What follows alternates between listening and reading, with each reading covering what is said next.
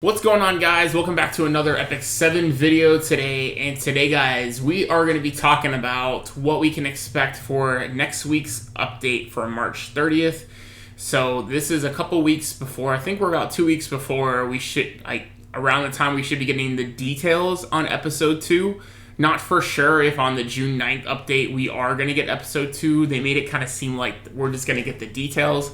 It could be coming at the end of the month. It could be coming that week. We don't really know for sure. But these are some things we are for sure to be looking forward to coming up on the March 30th update. So first of all, they talk about the whole bigger size thing of more players. They say they're getting 10,000 downloads a day for Epic7, all that kind of good stuff. And we're going to be getting the helper thing that's going to be going on for the guides of all that kind of stuff.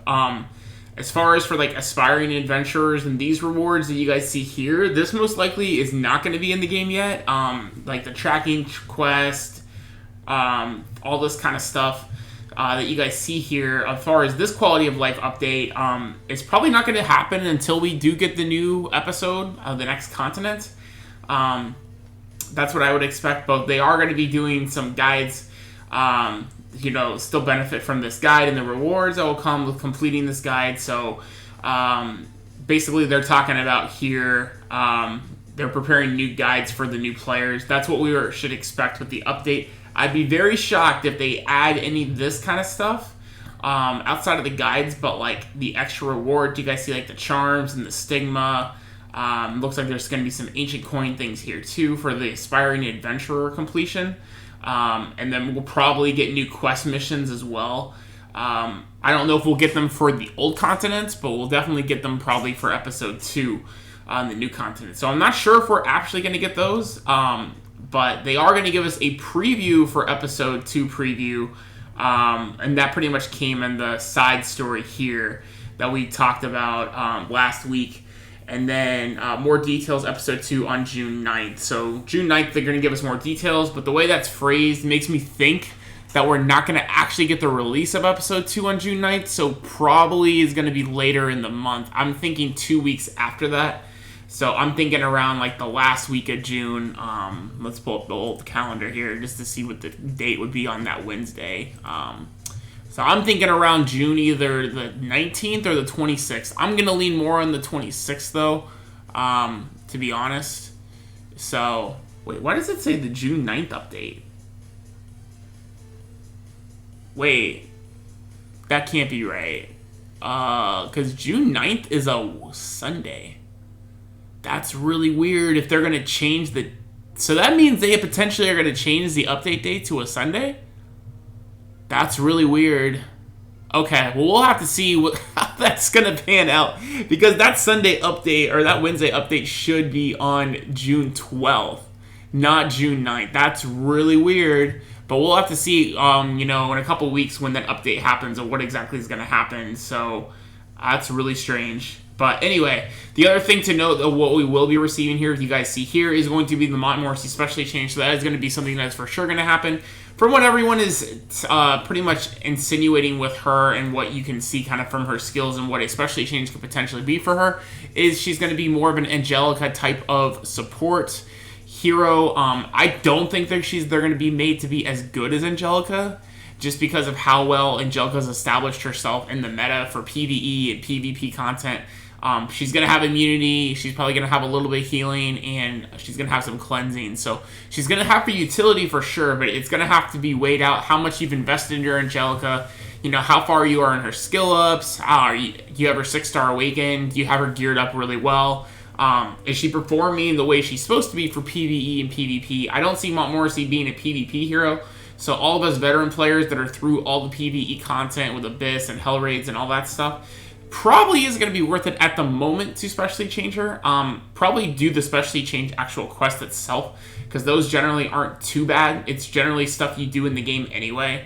On a lot of the characters, like Axe God, I did just generally by playing the game. I didn't have to really do anything extra out of my way for him. But we'll have to see the details on Montmorency when she comes out tomorrow, the exact stuff, what's going on with that. And then the other thing to note, we will be talking about the banner just a little bit. So if we go to our update, you guys will notice here that the side story actually does continue to June 5th. but then when we go down to the banner, Destina's banner actually does end tomorrow. So it would be really... So basically, Smilegate could pull a switch, and if they are going to buff Destina, they could announce it in the patch notes on Wednesday, and then basically you guys would have those couple hours to basically go hard for Destina if you really feel her buff, if she does get one. I don't even think they are going to buff her at this point. I think they would have announced that last week. But we'll have to see if they end up wanting us to cash in for her. If they're going to buff her last minute, because that would definitely be a different situation than even Tamarine. Because Tamarine got a buff a week later, but her banner was still up for a full week when they did buff her. And that coincided with so Luna came out at the same time. So basically there was 2 hype banners to pull for at the same time in Epic 7. So that is something. So let's go over now to Epic7X to see what possibility we would have for a possibility of the next. It would be more than likely is going to be an old hero that's going to have a rate up. So let's go over first into the green elements, the earth elements, and see what possibilities we would have for heroes. Obviously, Baiken is ruled out. Bellona will be ruled out as well, more than likely because she was just in this week's of Mystic Summons, and she's a fairly new hero. Charles, fairly new hero. He probably is going to be ruled out. Vildred had a rate up banner before, so he could get one, but I would lean more on not for him as well. Isaria recently had a rate up banner, so she will not be in. Violet, a semi-new hero as well, so he will not be in as well. Obviously, Destina is going on right now. So the possibilities for green we would have, I would assume, is going to be Basar, Ludwig, and Yufine. So it feels like Yufine is probably one of the higher ones that we've been thinking about that we would see. But me personally, my number one pick, what I think is going to be the next rate up banner for this week, is going to be Basar. Not only because he actually is on the challenge that we got with the patch last week, but he also has PvP aspects to him that are very, very good. He's a very similar unit to like ML Ball or Harado, where he has attacks all enemies with a 60% chance to decrease hit chance on his S2, and then on his S3 he has dispelling all buffs AoE and makes them unable to be buffed for 2 turns. That is a very good meta-defining ability because of how buff heavy the meta is, and making them unable to be buffed will be absolutely huge. He doesn't really counteract Dizzy, but he does counteract a lot of other, heroes that we see here, like Dien's, like Angelica's, like Crimson Armin. Even, I think he would even counter Rule of Lights. If she has a cannot be buffed, I'm pretty sure you can't revive. Not 100% sure on that, but it definitely would cancel out C. Armin and Dien's and Angelica's and things like that. So, does not shut off Destina. Destina can still cleanse, so that doesn't get around that. But overall, a very useful kit. And then he has a chance to transfer a debuff from the caster to an enemy on his S1. And then he has the decreased hit chance overall on his S2 with only a 2-3 turn cooldown. Does he actually get? Okay, so no cooldown on his S2. But he does get the cooldown on his S3, which will bring it to a 4-turn cooldown for Sandstorm. So he's a very good possibility. And I would say the other big possibility is going to be our Yufine, just because she's a very sought-after hero. Pretty cool kit overall, and she's never had a rate up in the game, so this would be the first time. So she has a 35% defense break on her S1. She has a 40% chance to silence for 1 turn and gets increased attack and speed. So very cool kit there as well. And dispels 1 buff from all enemies. So she has an AoE strip of 1 buff, and then she also has a 40% chance to silence. Her S2 is actually quite nuts. And let's see, does she get? And she does get a cooldown to bring that to a 4-turn cooldown. And then finally on her S3, she has a 1-turn dispelling all buffs on the enemy, and damage dealt increases is proportional to the buff. Oh, sorry, stunning for 1 turn, dispels all buffs, and increases 50%. Damage dealt is increased by 50% if the enemy is buffed. So at the point when they are buffed, you strip the buffs, you have a potential to stun, and you deal 50% more damage. So pretty insane actually there. Quite a bit of enhancements to show. Her multiplier is at 2 at 0.95, so pretty good. Pretty awesome kit actually.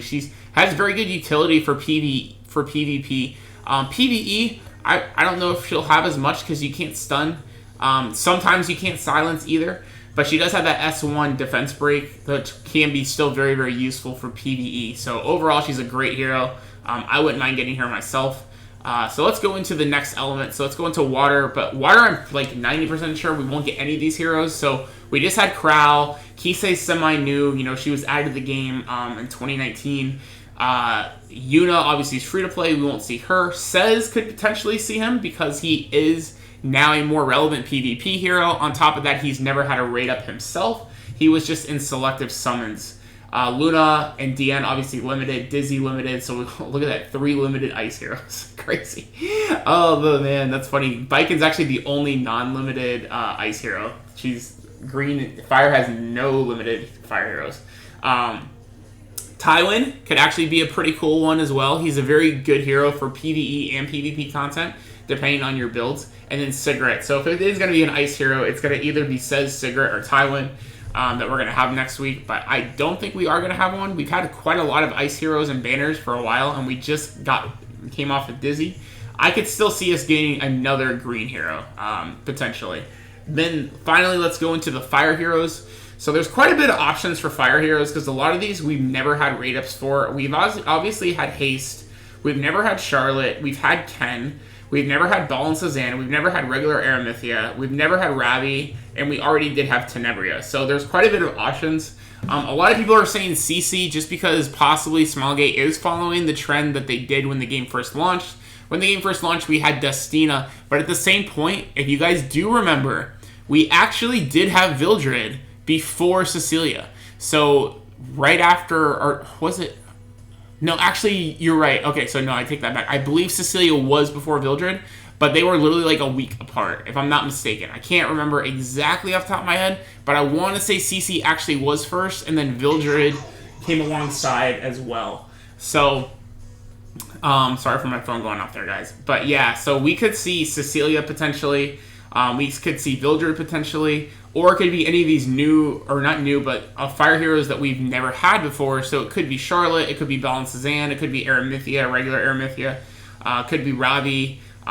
It won't be Tenebria, that's for sure. And it won't be Haste, it won't be Lidica, it won't be Tamarine, and it won't be Serbia or Kayron, or Ken. So for fire, it could be Era, it could be Bell and Suzanne, it could be Cecilia, or it could be Ravi.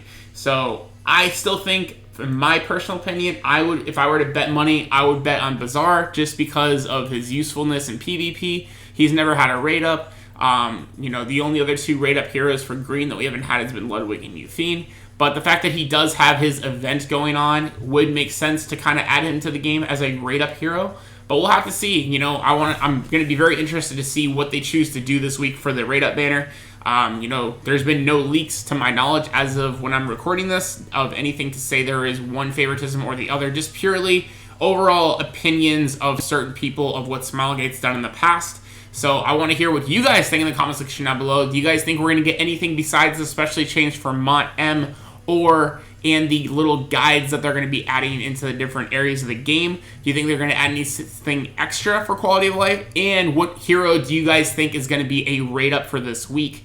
If you guys think it's going to be a totally new hero, chime that in the comment section down below too. I hope you guys all enjoyed today's speculation of the patch notes for tomorrow morning. If you guys did enjoy, don't forget to drop a like. Subscribe as always if you guys are new, and I will check you guys in the next Epic 7 video. Later, guys.